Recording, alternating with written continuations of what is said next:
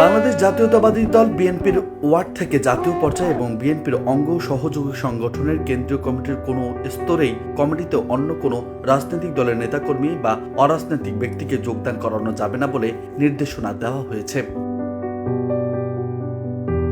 বৃহস্পতিবার BNP senior যুগ্ম মহাসচিব রুহুল কবির রিজভী স্বাক্ষরিত এক সংবাদ বিজ্ঞপ্তিতে এ নির্দেশনা দেওয়া হয়েছে। বিজ্ঞপ্তিতে বলা হয়েছে, গভীর উদ্বেগের সাথে লক্ষ্য করা যাচ্ছে পতিত আওয়ামী লীগ সরকার বিভিন্ন রাজনৈতিক সংগঠন সুকৌশলে বিএনপি সহ এর অঙ্গ ও সহযোগী সংগঠনে পদ বাগিয়ে নেওয়ার অপপ্রচেষ্টায় লিপ্ত রয়েছে। ইতোমধ্যে জিয়া সাইবার ফোর্স নামে একটি সংগঠন পাবনা বিজ্ঞান ও প্রযুক্তি বিশ্ববিদ্যালয়ের ছাত্র দলের নাম ব্যবহার করে ছাত্রলীগের কতিপয় নেতাকে পদ দিয়ে একটি কমিটি ঘোষণা করেছে, যা সম্পূর্ণরূপে প্রতারণামূলক। এভাবে স্বৈরাচারের দোসররা এ ধরনের অপতৎপরতায় লিপ্ত রয়েছে।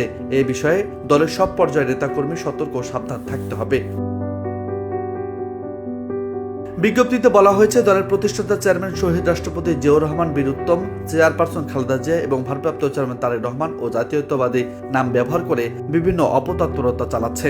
এরা বিএনপির কেউ নয় মর্মে ইতিপূর্বে দলের সিদ্ধান্ত জানানোর পরেও প্রতারক চক্রের লোকরা উল্লেখিত নেতাদের ও দলের নাম ব্যবহার করে ভুয়া সংগঠন খুলে বসেছে। আমরা পুনরায় বিএনপি এবং এর অঙ্গ ও সহযোগী সংগঠনের নেতাকর্মীদের ওই ভুয়া সংগঠনগুলোর বিষয়ে সতর্ক থাকার অনুরোধ জানাচ্ছি।